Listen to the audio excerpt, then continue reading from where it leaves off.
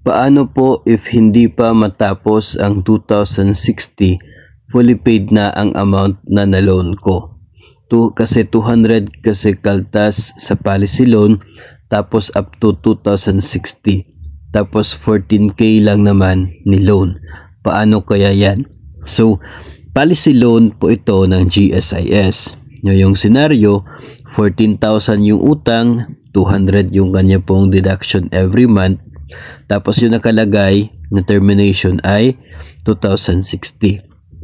Sa GSIS policy loan, yung termination niya palagi is yung taon kung kailan tayo ay mandatory retiree. Yung 65 na edad, doon po yung termination palagi sa policy loan. No, that's normal.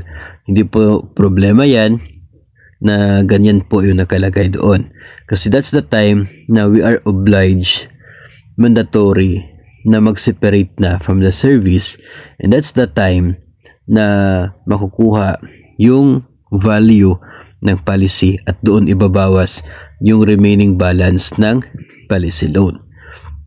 Well, ganun po ang senaryo kung ikaw ay nag-retire, inabutan ka ng retirement, mandatory retirement, at meron ka pang utang sa policy loan.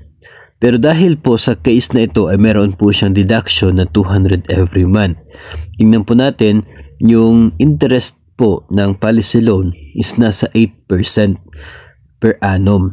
No? So dapat yung magiging interest niya in a month ay dapat below 200 para paunti-unti ay liliit yung value ng kanyang utang. Then slowly hanggang sa matatapos yung pagbabayad sa policy loan. Ngayon, kapag natapos na yung policy loan at hindi pa umabot ng 2060, ano ang mangyayari? Pwede nyo pong ipapadelete na yung deduction sa inyo pong sahod for your policy loan.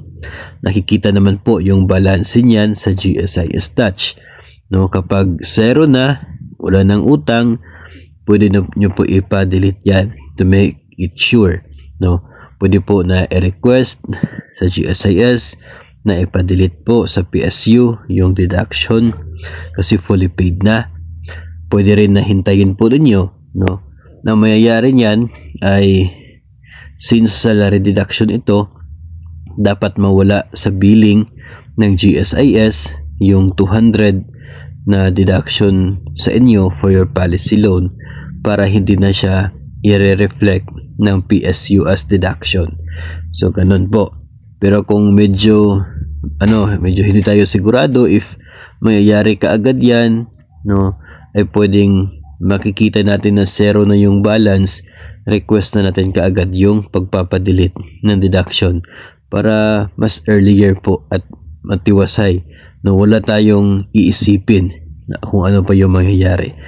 Pero hindi po nangahulugan na dahil 2060 ang termination ay hanggang 2060 rin yung pag-deduct sa inyo pong sahod for your policy loan kahit ito ay fully paid na. Dapat po na mag-stop na siya the moment na fully paid na ang inyo pong policy loan.